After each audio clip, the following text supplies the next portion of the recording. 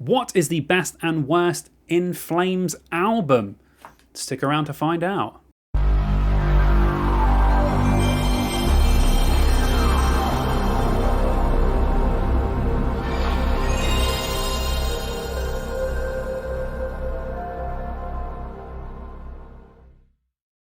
What's up, dudes? I'm back with another video. Today we are going to be talking Inflames. That's right, we are going to be ranking the Inflames albums from worst to best. Of course, Inflames are best known for being a melodic death metal band, sometimes going into the metalcore scene. Obviously, they were huge through the late 90s into the 2000s, and of course are still prevalent in that genre today. So first of all, I'm just going to give you a little bit of history about the band, and then we shall delve into ranking the albums, of which they have 14 studio albums. So Inflames were formed in Sweden in 1990. They have been nominated for 10 Swedish Grammy Awards, of which they have won 7 of them, including Hard Rock Album and Best Metal Album of the Year.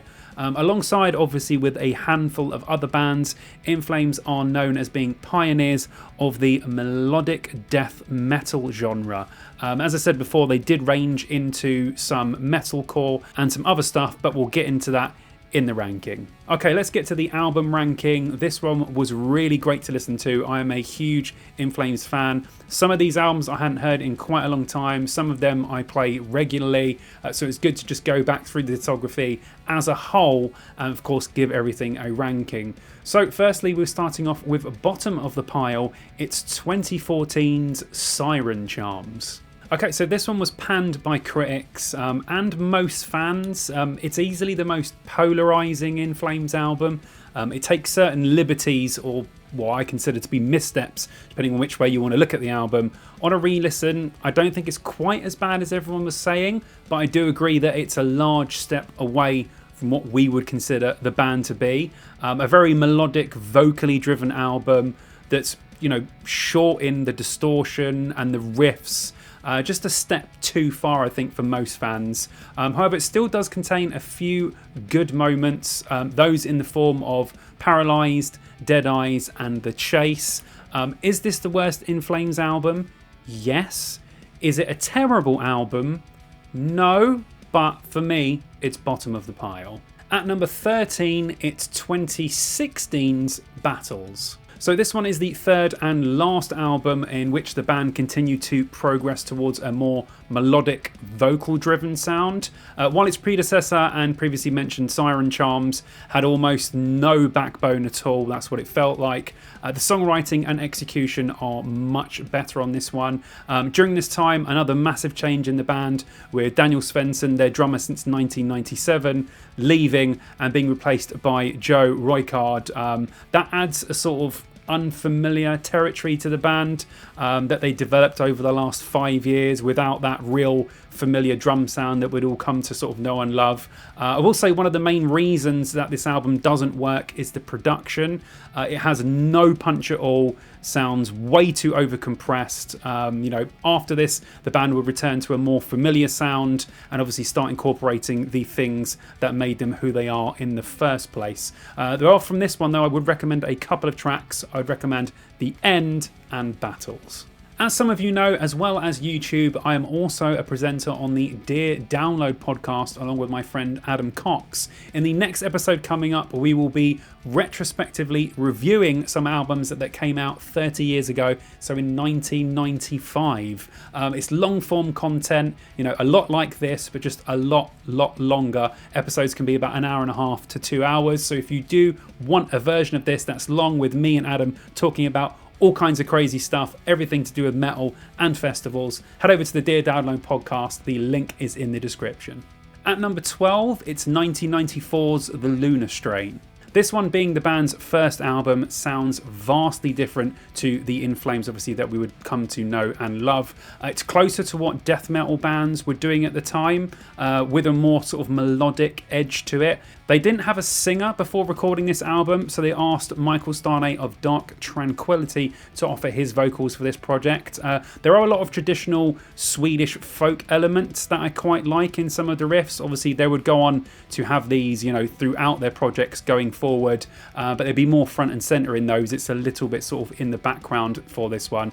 If I'm being honest, as an Inflames fan, I never really gave this one the time of day, never really listened to it and absorbed it properly. But on a re-listen, I actually think it's quite good, especially for a first album. Not a lot of bands come out with something of this quality for their first effort. So yeah, not their greatest work, but a good way to start. So from this one, I would recommend songs The Lunar Strain and Everlost Parts 1 and 2. At number 11, it's 2011's Sound of a Playground Fading. Big change during the recording of this one with the original guitar player Jester Stromland leaving the band. That means this is the only Inflames album to be recorded solely by one guitar player. It definitely gives the album a different feel.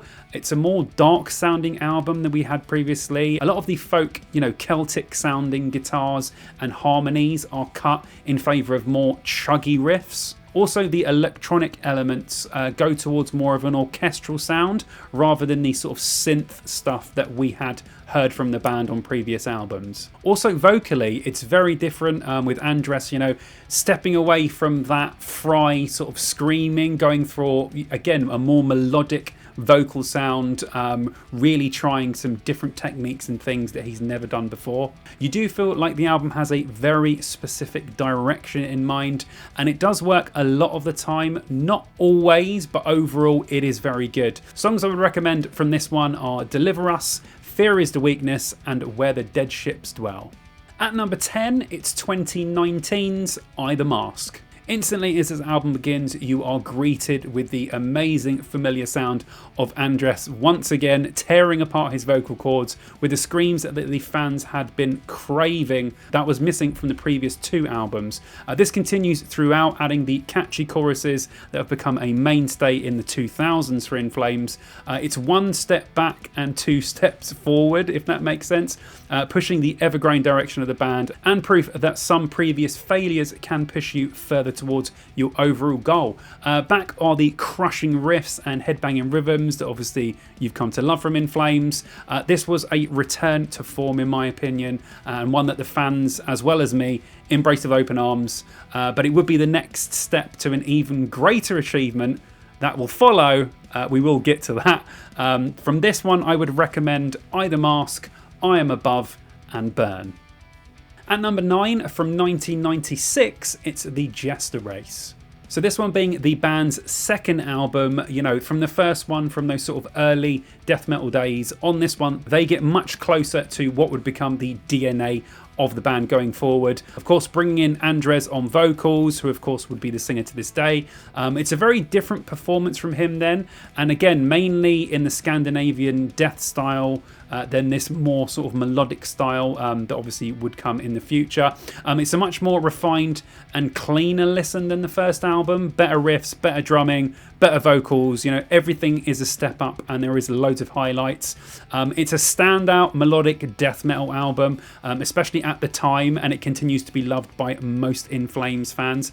I appreciate it, but it's not one of my favourites, and I know people will probably give me stick for not putting this one higher. I do really, really like it, but it's not one of my favourites. Songs I would recommend from this one would be The Jester's Dance, Graveland, Dead Eternity, and Wayfarer.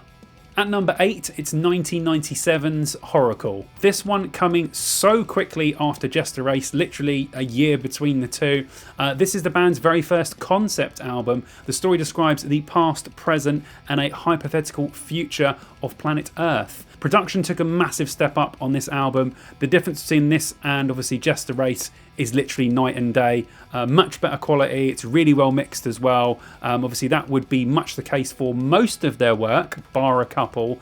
Andres' vocals are so much better here. You can hear his voice beginning to open up a little bit. They do try some clean vocals for the first time, which obviously aren't to the levels that we would come to expect, but still giving them sort of a new dimension and pushing forward towards the future. It's a well-crafted album with great riffs, great drumming, and a good story. This is such a good album. Songs I would recommend from this one would be Gyroscope, The Hive, and Episode 666. At number 7, I have put 2008's A Sense of Purpose. One thing this album does pretty well is portray a lot of feelings. I always get like a lot of feelings from this album. you do get a sense of purpose, pun intended, a feeling of melancholy that sort of runs throughout the entire record.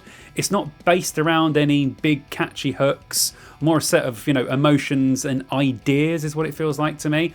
Although it doesn't contain, you know, the ferocity that was on full display during other albums like Come Clarity and some other stuff that they'd done. It's a good listen, and actually preferred it on a re-listen. It was much better, much more interesting and energetic than I remember it being at the time. I really wasn't a fan of this album. It does stand out by itself in the discography. Some absolutely killer tracks on this one: Alias, I Am the Highway, Delight and Angers, and March to the Shore. One of my favourite tracks on this is The Chosen Pessimist. That is 8 minutes long, being the band's longest song by far. The band doing their best Dream Theater impression, in my opinion, on that. But it's a really great song. Definitely check out this album if you haven't. It's kind of one that I feel goes unappreciated amongst all of their albums. But it's definitely a different one and stands out, like I said before, so go and check it out. At number 6, I have put 2002's Reroute to Remain. Now, at the time, fans had a mixed reaction to this one. It was considered an accessible sound, as they wanted to build on the success that they'd had on Clayman, which is the album that came before. But in retrospect, I don't really hear a massive change between the two albums sound-wise, so I'm not really sure at the time what everyone was talking about. The first half of the album is probably one of the strongest the band have ever put out. However, the second half falls off for me, and that's why this album isn't higher on the list in the pecking order. It's also 16 songs, which I feel like is far too long. It just goes on a bit. If it was shortened to 11 to 14 tracks at most, and it would have ranked higher for me. The album finishes with a mediocre at best cover of Genesis's Land of Confusion. It's not a great cover. Nonetheless, the first part of the album has some absolutely great tracks. The run of Drifter, Trigger, and then the band's first massive single, Cloud Connected, is an awesome run of songs. Not the best Inflames album for me, but like I said, that first half is just absolutely killer. Just such a shame that it falls off in the second part. From this one, I would recommend Reroute to Remain, Drifter, Trigger, and Cloud Connected. Here is where things get really difficult for me ranking wise, but here we go. This is what I've done for my top 5. At number 5, it's 1999's Colony.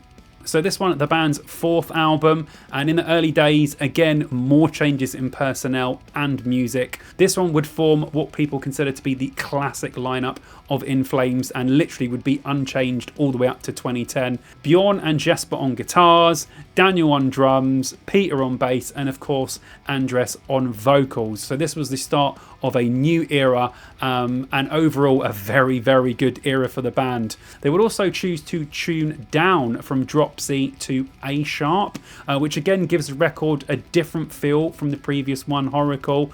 This album is faster, has a more positive approach to the songwriting, resulting in an absolutely classic metal album in my opinion. Not centered on one story, the songs are much more poetic and varied, crafted to absolute perfection for me. This is the pinnacle of great early Inflames. At the time, this was the next step into what could be melodic metal, and they were taking the genre in a brand new direction. From this one, I would recommend the entire album. I think this one, from start to finish, is worth listening to, and you might hear me saying the next thing also about the next 4. But this is a great one. Go and check it out if you haven't. It's wicked. Okay, at number 4, I have 2004's Soundtrack to Your Escape. I will have to compare this album to its predecessor, Reroute to Remain, as I think all the issues that that album suffered from. You know, I complained about the album being too long. They solved it on this one, it's only 12 tracks. My other issue with Reroute to Remain was that it dropped off after the first half. That is not the case for this one. I feel like it's just great all the way through. Pushing even further with the progressiveness that the band had been sort of developing in the start of the 2000s. This one has a great flow from track to track, incorporating intros, outros, you know, a little bit to the end of each track. So it really does feel like the album joins up entirely. And it feels like more of an expansive idea, especially from a sound perspective. The electronic elements really make a massive difference in this one. They are very much front and center to work work with the guitars. At the time, fans were mixed on this one, but the critics really liked it. I love this album then. It's one I listen to quite regularly, so I want to re-listen. Nothing has changed. I think the songwriting, performances are all top notch. I think that the fans obviously are 50-50 on this one, but I think this is probably In Flames' most unappreciated album. I think if you haven't listened to it in quite a long time, go back and listen, and I think you will appreciate quite how good this album is. I wouldn't recommend any songs. Again, I would recommend the entire thing as an album. It goes together very well, glues perfectly throughout the album, and yes, I will stop talking about how good this one is now. Definitely recommend it. It's incredible. At number 3, I've got 2023's Foregone. For me, this one is a complete picture of everything the band had achieved up to this point.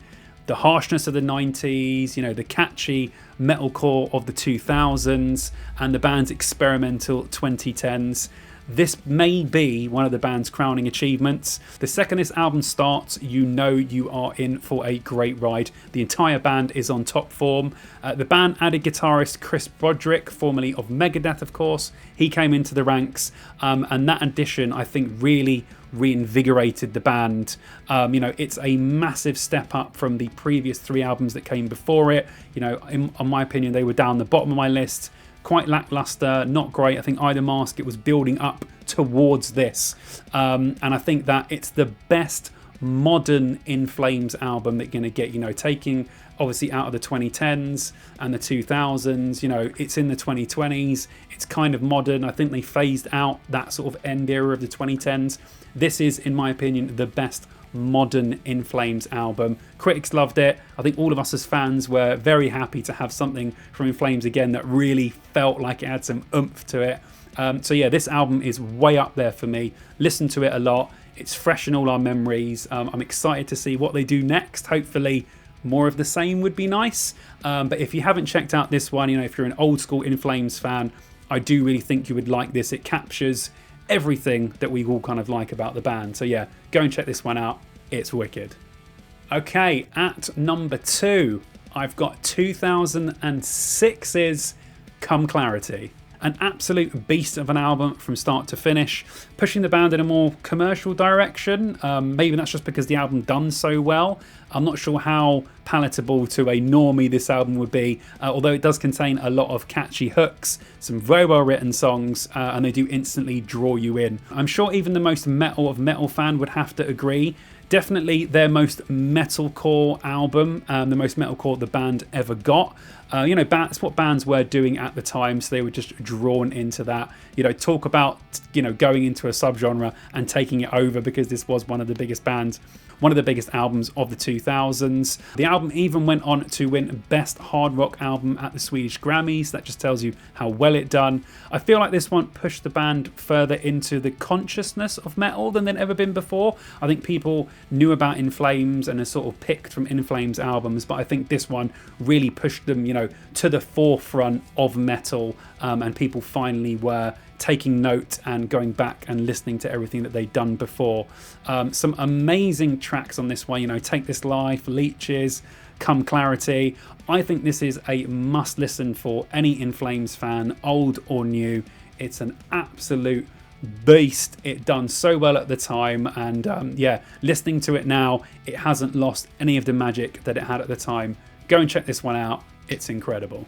And at number 1, my personal favourite In Flames album, it's 2000's Clayman. Coming very soon after Colony, which of course is in my top 5 as well. The band had packed out the 90s with releases. They released an album in 94, 96, 97 and 99. It's crazy how a band could put out that many albums, of a pretty damn good quality. Going into the 2000s, it would be no different. Starting the decade off with an absolute bang. I would say this album contains some of the band's first really successful singles, and they started to get some intention, you know, Pinball Map, Only for the Weak. Those are huge songs even today. You know, they're still mainstays of the metal genre. Once again, they had developed their sound, you know, keeping what they'd worked on before, but adding to it, giving them a massive, more metal sound, stepping a little bit away from the melodic death metal sound that we'd obviously come to know up to that point. In my opinion, this one is a step up in ideas, execution, riffs, you know, vocals, hooks, you know, everything just coming together perfectly at the point that makes this album an absolutely fantastic listen. It is an absolutely classic metal album. If you're an In Flames fan, I'm sure you have heard it. If you're watching this video, you're not an In Flames fan, this might be a great place to start. Any of the top 5 I think you should listen to just to, you know, get yourself into In Flames. But this one is a wowzer for me, and for me it is top of the pile. Absolutely incredible. So yeah, there you go guys, that was my ranking of the In Flames albums. Obviously let me know in the comments what your rankings are. It's always great to see how people rank these albums, where they sit. You know, some people's are vastly different to mine. So put in the comments if you agree, if you disagree, and tell me yours. I would love to have a chat about it. I do have to thank my patrons who are on the screen now. I love you all. Thank you very much for the support. If you do want to come support me over on Patreon, the link is in the description, and you get loads of videos and cool stuff that is not on YouTube. As for everyone else, thank you very much for watching. You know, please subscribe to the channel. I want to get really close to that 10k, man. I want to be at 7 before the year's out, so hit the subscribe button. There are so many cool videos and ideas I've got coming right up to the end of the year, and then of course next year we will kick off with loads and loads of new other crazy stuff leading up to festival season. So thank you very much for watching, and as always, I shall see you dudes in the next video. You should go and subscribe to my channel, just because. Come on, subscribe.